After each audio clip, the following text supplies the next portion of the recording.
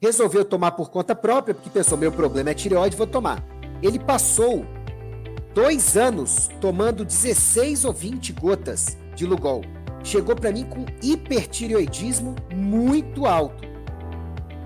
A primeira situação é o hipertireoidismo medicamentoso. É o médico que de repente vai pesando a mão, subindo as doses rápido demais, ou começa entrando de sola, e o paciente sai do hipo para um hipertireoidismo.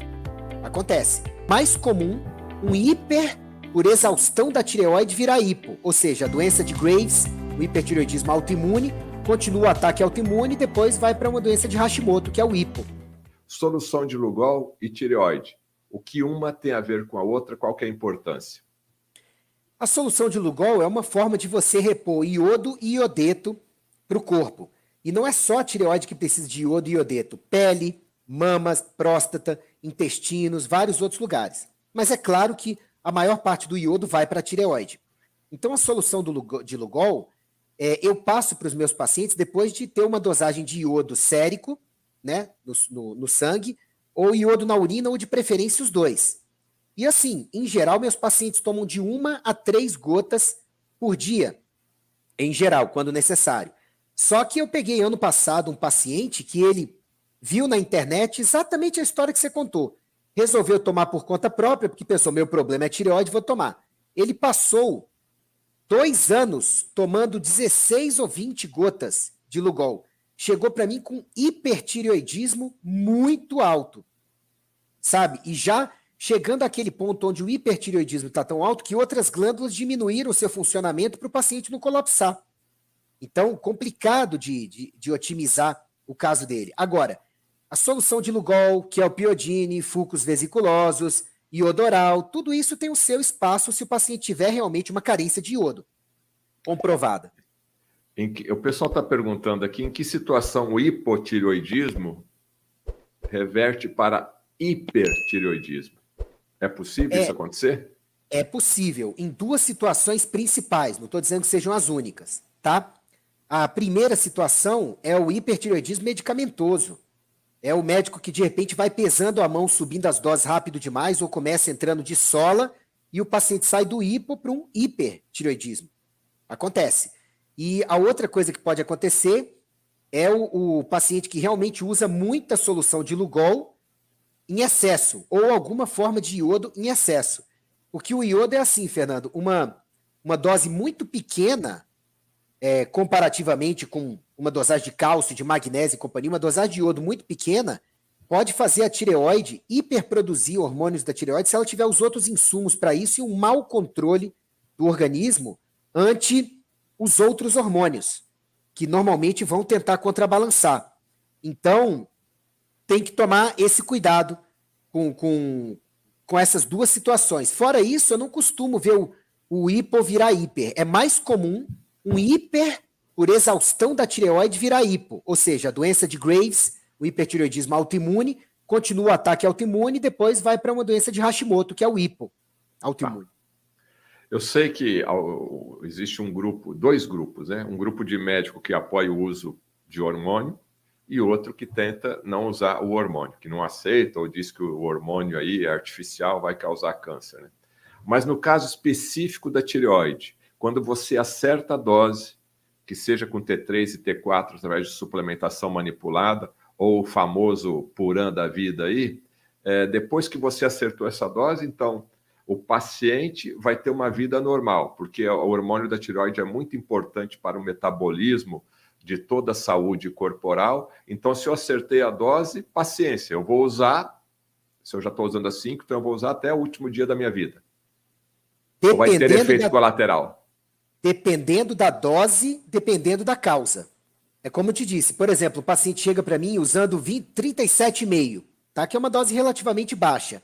Mas eu detecto que esse paciente está usando, os hábitos de vida são péssimos, tem desequilíbrio de outros hormônios e faltam zinco, selênio, iodo.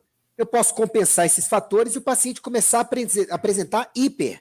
Ou seja, aí eu vou reduzindo a dose e tiro.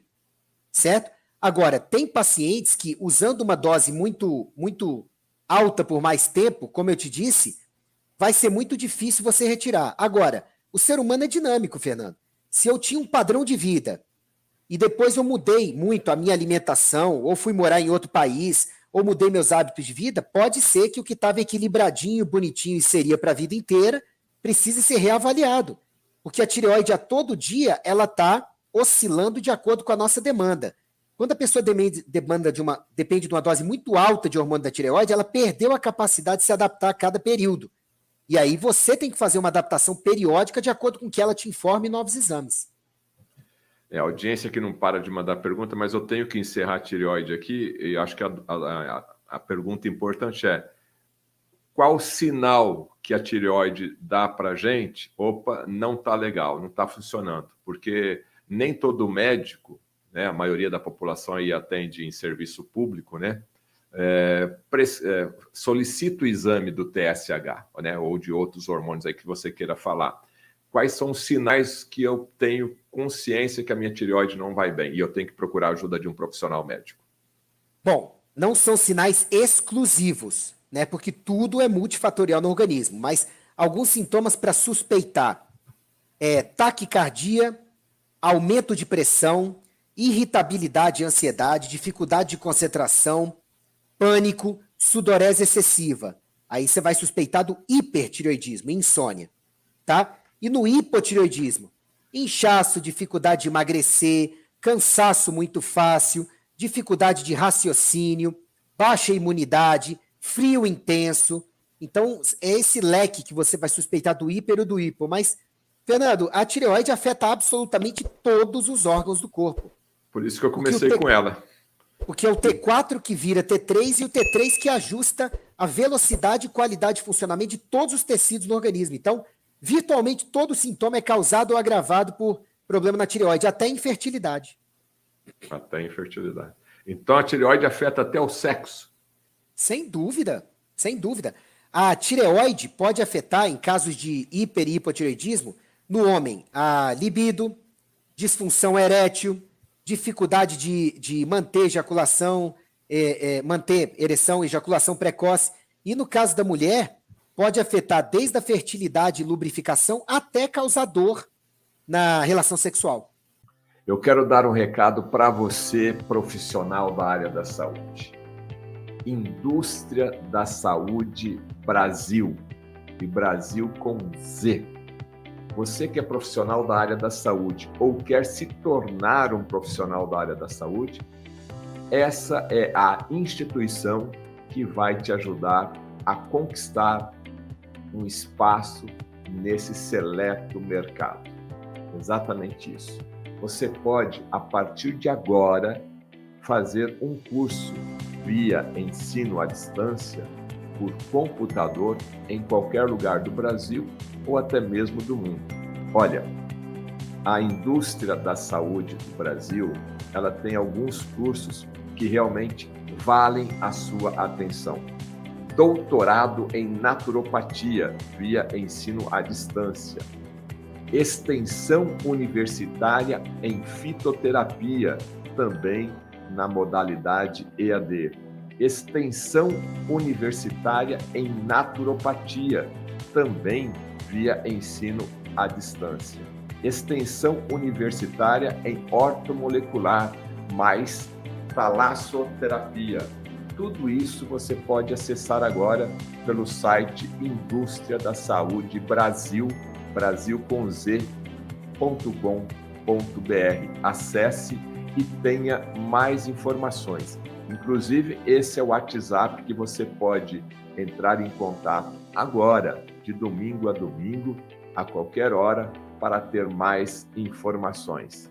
Indústria da Saúde Brasil, brasilcomz.com.br.